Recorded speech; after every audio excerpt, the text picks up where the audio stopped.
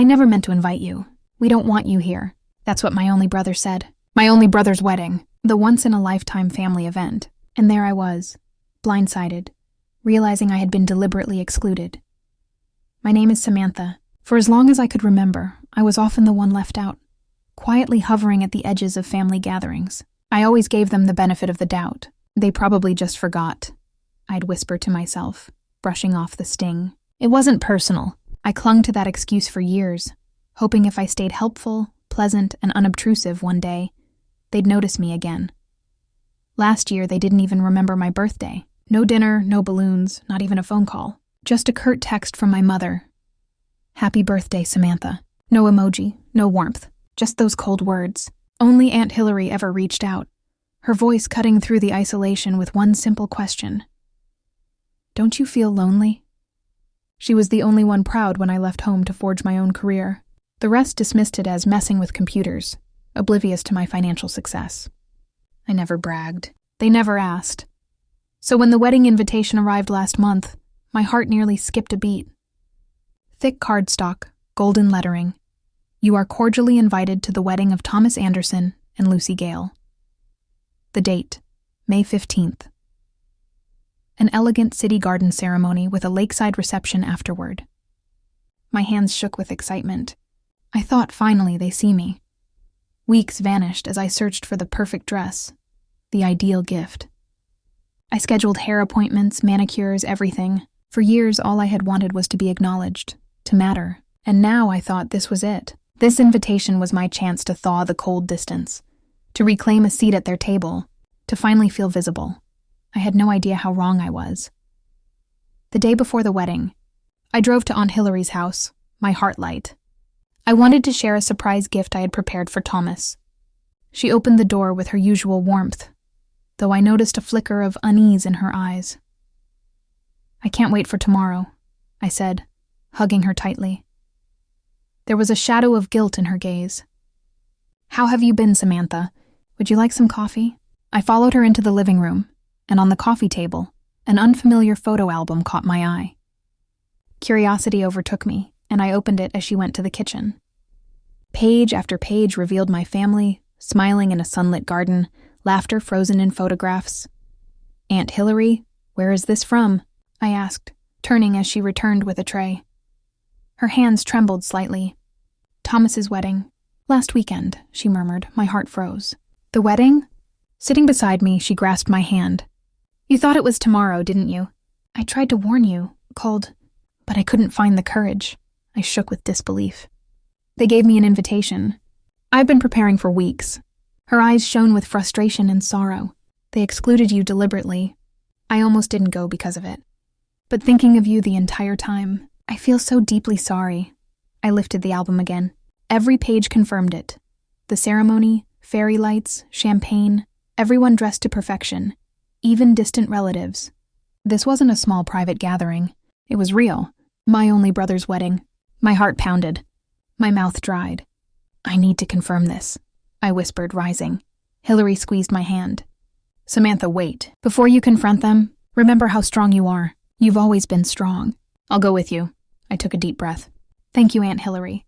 But this is something I must do alone. She nodded, her eyes unwavering. All right. But whatever happens, I am always on your side. Always have been. Always will be.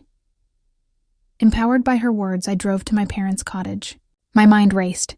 My heart was in chaos. Without Aunt Hillary, I would not have had this courage. She was the only one who recognized my isolation, the only one who occasionally stood up for me. When I arrived, I noticed not just my parents' car, but Thomas's black SUV parked nearby. My hands shook as I stepped inside. Laughter floated from the living room. My parents, Thomas and Lucy, dressed casually, reviewing wedding photos. The room froze the moment I entered. Samantha, my mother said, startled. I came to Aunt Hillary, I said, my voice foreign to my own ears. She told me the wedding was last weekend. A quick glance exchanged between Thomas and Lucy. Lucy's lips pressed thin. Oh yes, my mother said, eyes averted. It was a beautiful little ceremony. Little? I echoed, thinking of the album. Over 50 people, and I had an invitation for tomorrow. That's right, Thomas said suddenly, his voice weary. Because we never intended to invite you. We didn't want you ruining our wedding. A sharp ache pierced my chest. Every exclusion, every overlooked moment crystallized in that instant. You felt this way for a long time? I whispered. All of us, my mother added softly. Her words struck like ice. Honestly, Samantha, you've always been extra, like a ghost who leaves no trace but still needs tending, she continued. My father interjected, flustered. We just wanted a small wedding. Peace, my mother cut him off, cold. You disrupt the peace we've worked to build, Thomas sighed. Let's end this. This is why we didn't invite her. Take the hint. We don't want you. Time froze. Silence, I see, I said. I turned, walked out, and called Aunt Hillary. Thank you, Auntie, for always being in my corner. Always, Samantha, she replied softly. Family isn't just blood. It's love and respect. Her words gave me the clarity I needed. On the drive home, Thomas's voice echoed, Take the hint. I replayed it endlessly, like some unwelcome intruder who had overstayed her welcome for decades. Tears streamed down my face, but it wasn't the missed wedding that broke me. It was the undeniable truth. I wasn't part of them. I wasn't wanted. But I don't crave revenge. I don't hoard resentment. What I needed was release. No more hope, no more smiles offered like currency for acceptance. That night, I started planning, not retaliation, but something enduring.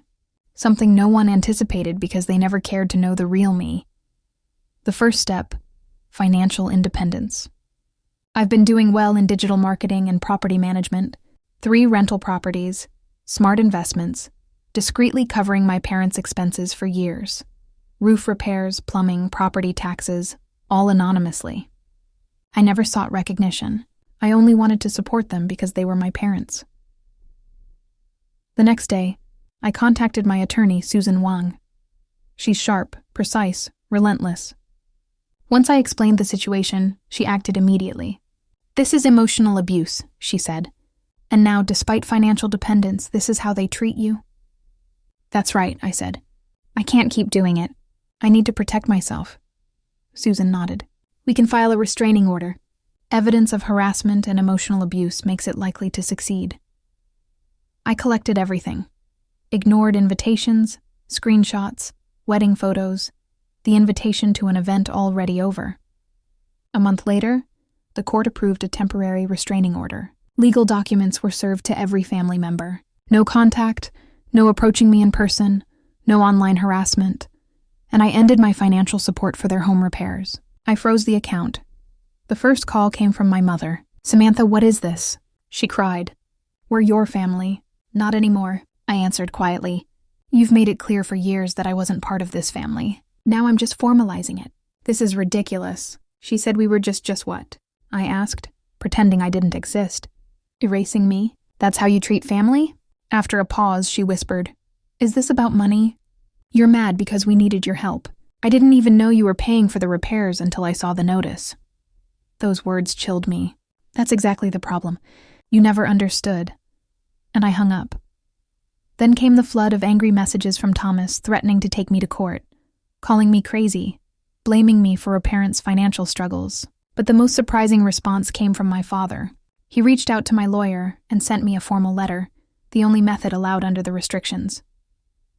Samantha, he wrote, I watched in silence as you were pushed out of the family. My cowardice led us here. If legal action is what it takes, maybe it's what we deserve. I just want you to know I'm sorry. If I had been a better father, this might not have happened. Reading his letter, I felt a flicker of it, but the pain was still fresh. The wounds were still deep. The restraining order remained in place. Susan handled their continued questions about finances.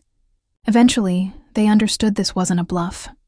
I was no longer part of their lives, and I was ready to face the consequences of their careless words and actions. But this was only the beginning. A few days after the restraining order was issued, I was finally ready to take the hardest step. That day, Susan called me. Samantha, about your parents' cottage. It's ready legally. It's yours. You have the right to evict them. What would you like to do? Send the eviction notice? I said without hesitation. That cottage was the last thread connecting me to them. It wasn't mine originally. It had belonged to my grandparents. Then it got passed to my mother.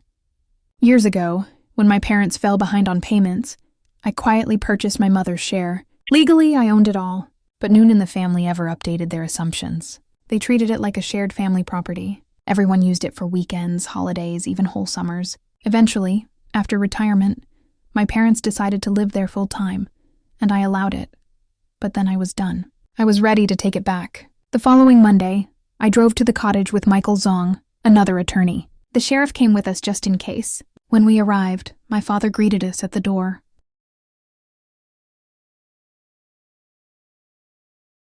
He looked older. His hair was nearly white. "Samantha," he said weakly, "won't you come in?" "No," I replied. "Michael, please explain." Michael cleared his throat and handed my father a formal envelope. "Mr. Anderson, this is an official notice of eviction from this property. You have 30 days to vacate and return the keys." My father stared at the paper, his hands shaking. "But this is our home." "No," I said, my voice calm, though my heart pounded. "This is my property. I allowed you to use it before, but that permission has been revoked." My mother appeared behind the door. "What's going on?" "They're telling us to leave, Debbie," my father said. His voice trembled. My mother looked at me, her eyes filled with betrayal. "You're kicking us out of our home, our retirement home."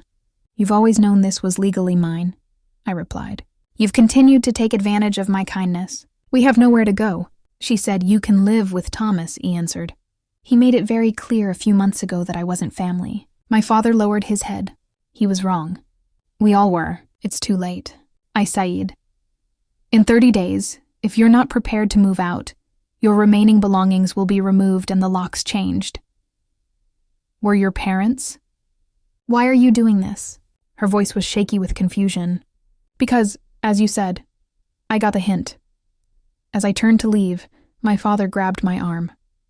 "We're truly sorry, Samantha," he said, eyes welling with tears. "Can you give us one more chance?" I gently pulled my arm away. "You had years. You had countless chances. And I'll say it again. It's too late." That day, as I left the cottage, I felt something heavy lift from my shoulders. I no longer needed their approval. I no longer needed them to define my worth. 30 days later, they left quietly. The cottage was sold. I began a new chapter. About 3 months after evicting my parents, it happened. It was a September day. Touched with the first hint of autumn, I got a call from reception at my office. "Samantha, there's someone here to see you." They said their name is Anderson. My chest tightened. The restraining order was still in place, but as long as they remained in the lobby of the office building, they weren't technically violating it. I took a deep breath. "I'll be down in 5 minutes." When I got to the lobby, I saw them. My parents looked older, especially my father. His shoulders were hunched. New deep lines had carved into my mother's face. They wore cheap clothes. I noticed a hole in one of my father's shoes. "Samantha," my mother said, her voice soft and trembling. She took a step forward, but I instinctively stepped back. "What are you doing here?" I asked, keeping my voice as steady as I could. "The restraining order is still valid." "We know," my father said, "but we needed to talk." "Go through my lawyer," I said. "We can't afford one," he replied. His voice was small, wounded. "Samantha, we've lost everything." I looked more closely. My mother's wedding ring was gone. The heirloom watch my father had inherited from his father was missing. Had they pawned them? After we left the cottage, we rented an apartment. My father continued. But the rent was too high. Then the car broke down. We couldn't afford the repairs. My savings ran out. He trailed off.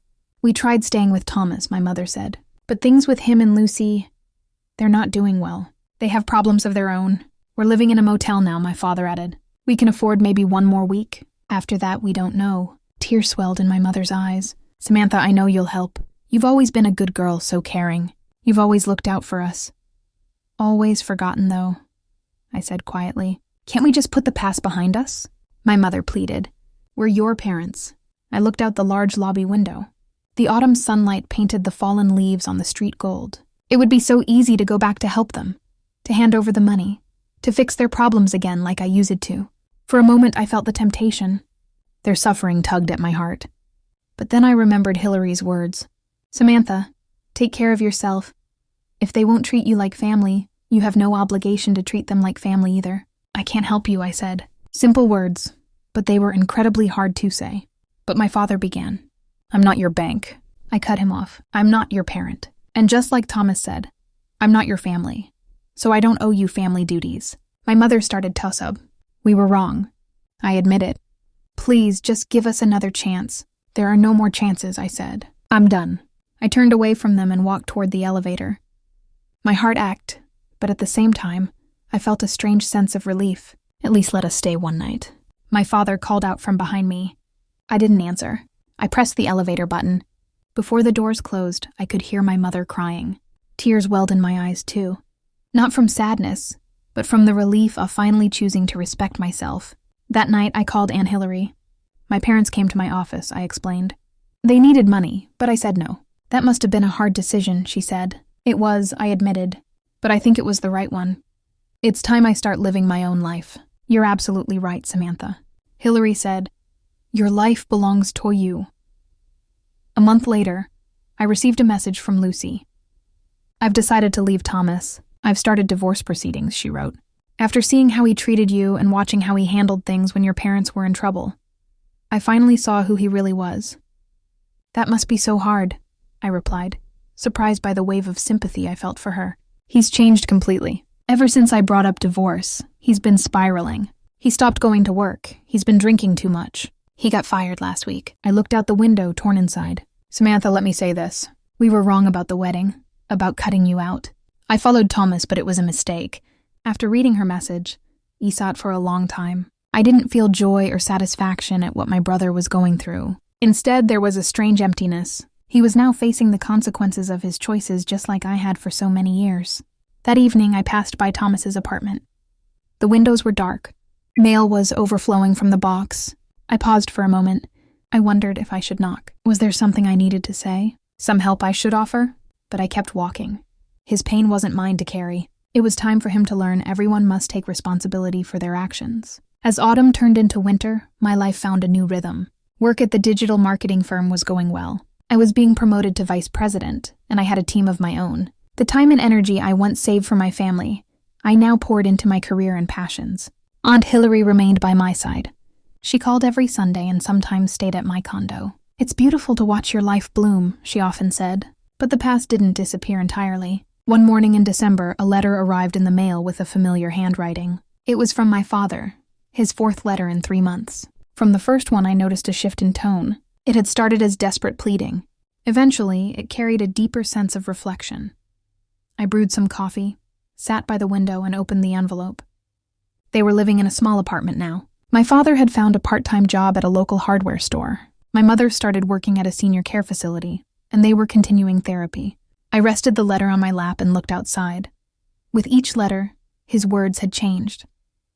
They no longer begged for forgiveness or help. They spoke of growth and a growing awareness of how I had been treated and how wrong it had all been.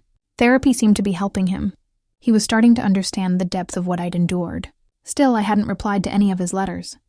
That night, Aunt Hillary called me. Your father phoned me yesterday. He's changing, Samantha. Truly, I believe that, I said. But it's still too soon for reconciliation. Of course, she replied. Everything has its season. Right now, this is your season.